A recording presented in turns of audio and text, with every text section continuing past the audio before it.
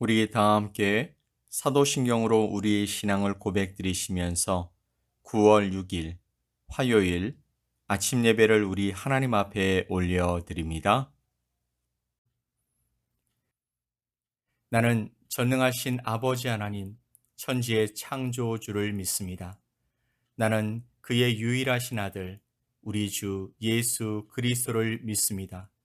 그는 성령으로 잉태되어 동정녀 마리아에게서 나시고 본디오 빌라도에게 고난을 받아 십자가에 못 박혀 죽으시고 장사된 지 사흘 만에 죽은 자 가운데서 다시 살아나셨으며 하늘에 오르시어 전능하신 아버지 하나님 우편에 앉아 계시다가 거기로부터 살아있는 자와 죽은 자를 심판하러 오십니다. 나는 성령을 믿으며 거룩한 공교회와 성도의 교제와 죄를 용서받는 것과 몸의 부활과 영생을 믿습니다. 아멘. 만세반성 만세반성 열린 곳에 내가 숨어 있으니 원수 마귀 손못대고 환난 풍파 없도다. 만세반성 열린 곳에 내가 편히 쉬리니 나의 반석 구주 예수 나를 숨겨주소서. 죄에 매여 죽을 인생 편히 쉬기 바라니 주의 가슴 넓은 품에 내가 찾아 안기네. 만세반성 열린 곳에 내가 편히 쉬리니 나의 반석 구주 예수 나를 숨겨주소서. 이 땅 위에 평안 없고 기쁜 일을 몰라도 주 예수의 참사랑은 내가 이제 알았네. 만세반성 열린 곳에 내가 편히 쉬리니 나의 반석 구주 예수 나를 숨겨주소서. 험한 풍파 지나도록 순풍으로 도우사 평화로운 피난처에 길이 살게 하소서. 만세반성 열린 곳에 내가 편히 쉬리니 나의 반석 구주 예수 나를 숨겨주소. 만세반성 만세반성 열린 곳에 내가 편히 쉬리니 나의 반석 구주 예수 나를 숨겨주소서.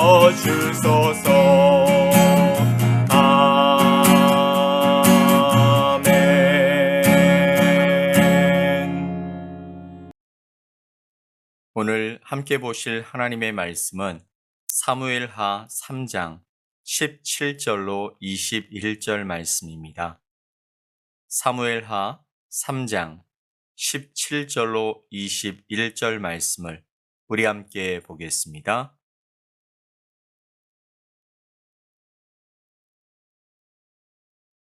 아브넬이 이스라엘 장로들에게 말하여 이르되 너희가 여러 번 다윗을 너희의 임금으로 세우기를 구하였으니 이제 그대로 하라. 여호와께서 이미 다윗에 대하여 말씀하시기를 내가 내 종 다윗의 손으로 내 백성 이스라엘을 구원하여 블레셋 사람의 손과 모든 대적의 손에서 벗어나게 하리라 하셨음이니라 하고, 아브넬이 또 베냐민 사람의 귀에 말하고, 아브넬이 이스라엘과 베냐민의 온 집이 선하게 여기는 모든 것을 다윗의 귀에 말하려고 헤브론으로 가니라. 아브넬이 부하 20명과 더불어 헤브론에 이르러 다윗에게 나아가니, 다윗이 아브넬과 그와 함께한 사람을 위하여 잔치를 배설하였더라. 아브넬이 다윗에게 말하되, 내가 일어나 가서 온 이스라엘 무리를 내 주 왕의 앞에 모아 더불어 언약을 맺게 하고 마음에 원하시는 대로 모든 것을 다스리시게 하리이다 하니, 이에 다윗이 아브넬을 보내매 그가 평안히 가니라. 아멘.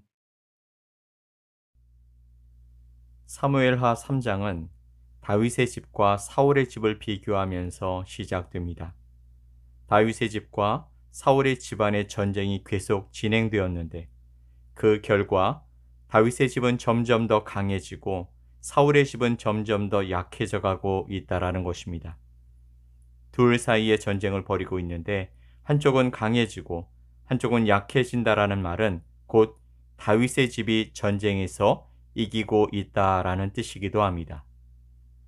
그런데 이 전쟁 기간 동안에 다윗 외에 점점 더 힘을 얻는 또 한 사람이 있었는데, 그가 바로 아브넬이었습니다.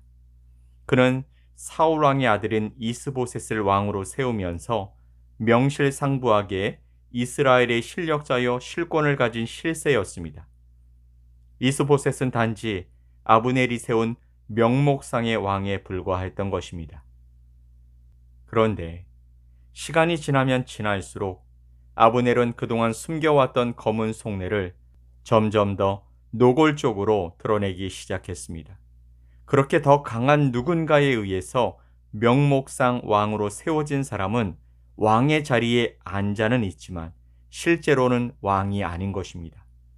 그저 누군가가 시키는 대로, 하라는 대로 할 수밖에 없는 그런 처지인 것이죠.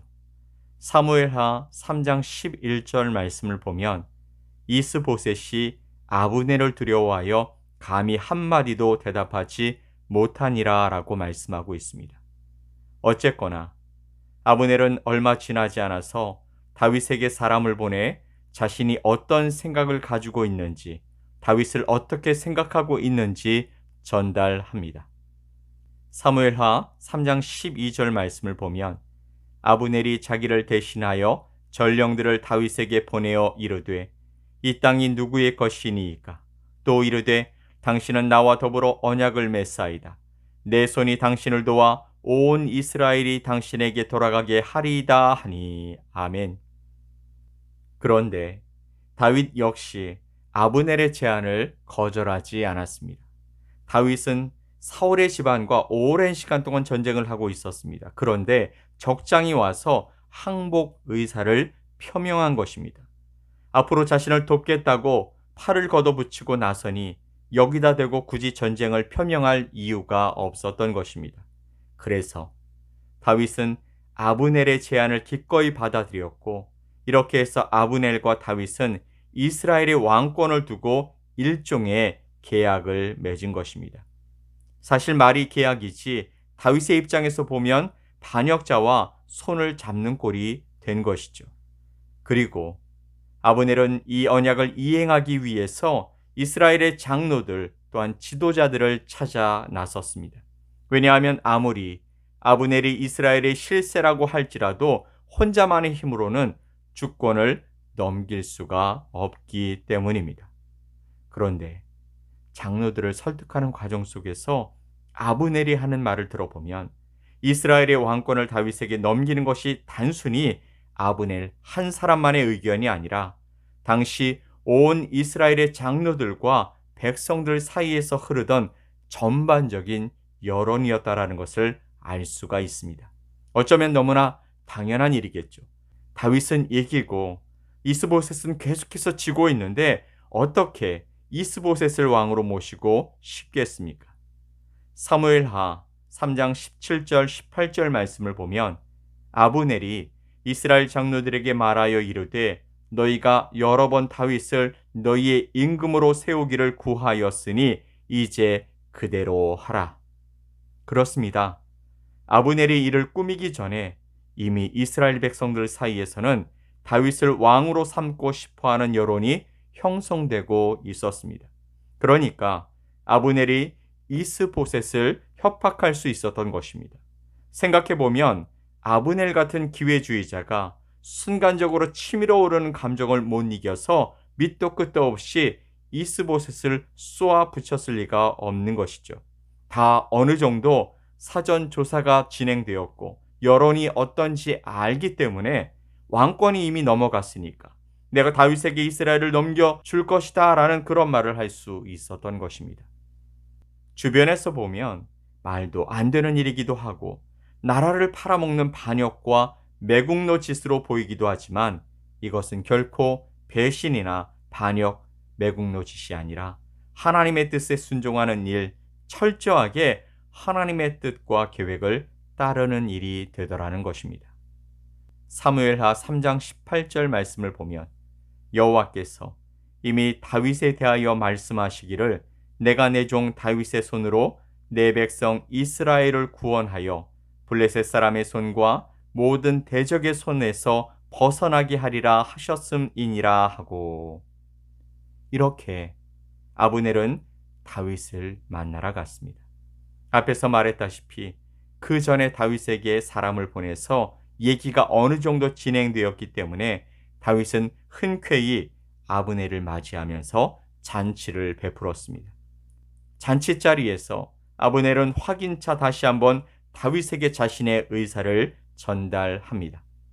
3장 21절 말씀을 보면 아브넬이 다윗에게 말하되 내가 일어나가서 온 이스라엘 무리를 내 주 왕의 앞에 모아 더불어 언약을 맺게 하고 마음에 원하시는 대로 모든 것을 다스리시게 하리이다 하니 이에 다윗이 아브넬을 보내매 그가 평안히 가니라. 아멘. 실제적으로 아브넬은 이스보셋을 이스라엘의 왕으로 세우고 자신은 그 뒤에 숨어서 이스보셋을 조종하면서 나라를 쥐락펴락하고 싶었습니다. 비록 다윗이 유다를 다스리고 있기는 했지만 양측의 세력을 비교해 본다면 이스보셋 쪽이 훨씬 강했기 때문에 다윗을 굴복시키는 건 시간 문제라고 생각했던 것 같습니다. 또 아브넬의 입장에서 보면 천만다행히도 이스보셋은 변변찮은 인물이었습니다. 한마디로 아브넬은 가만히 앉아서 온 이스라엘을 한 입에 집어삼키려는 계획을 세웠던 것입니다. 하지만 일이 그의 뜻처럼 잘 풀리지 않았습니다. 한 해 두 해가 지나가면서 다윗을 쓰러뜨리기는커녕 오히려 다윗의 집안은 점점 더 강성해져 갔고 이스보셋은 자꾸만 약해져 갔습니다. 이런 상황 속에서 아브넬은 기회주의자답게 또 다른 기회를 엿보고 있었던 것입니다. 더 늦기 전에 다윗 편에 붙는 것이었죠.